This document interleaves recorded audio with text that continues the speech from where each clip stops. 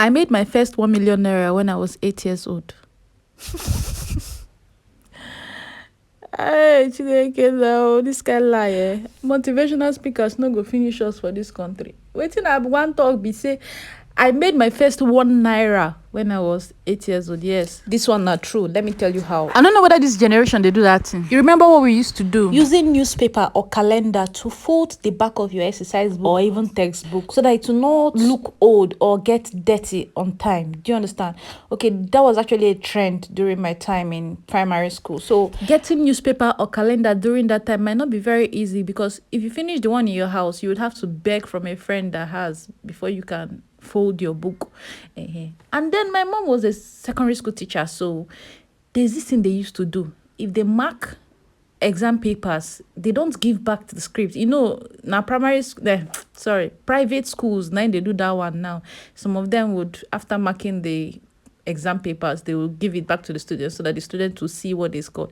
But they don't do that in government schools. So they will just record the scores of each student, and then those papers, the school will either dispose it or teachers will just take it home and use it for whatever they want to use it for. So my mom brings it home and we use it to go to toilet in place of tissue paper. You know, say tissue paper costs normally now, so it was an alternative. One day I really wanted to fold my book. One mind just said I should try folding my book with that full scalp sheet, and then I tried it, and normally what we use is short notes in primary school, and that full scalp sheet is gotten from long notes, so it was able to cover the notes comfortably. When I got to school, my friends were admiring my books. You know, everything was looking all white now, very fine. The only thing you'll be seeing is write-ups and markings, where some people will be having 3/100, 7/100. Now, but it came out very fine. So they wanted it. Everybody wanted. Please bring for me. Please bring for me. And we had a lot of this thing in our house. So I now said, okay, that is for sale.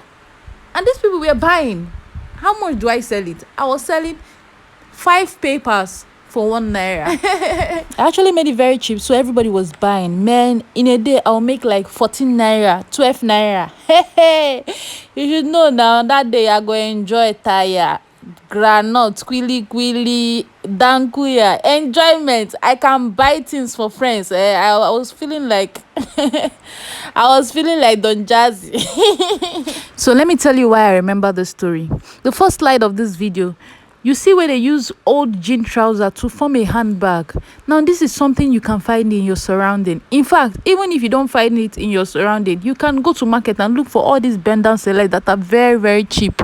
You will see jean that you don't want to use. Like you see beautiful jeans, but you can't buy it, maybe because it's not your size, or maybe it's not your taste, or maybe it's not something you think you can wear because it's somehow faded, you understand?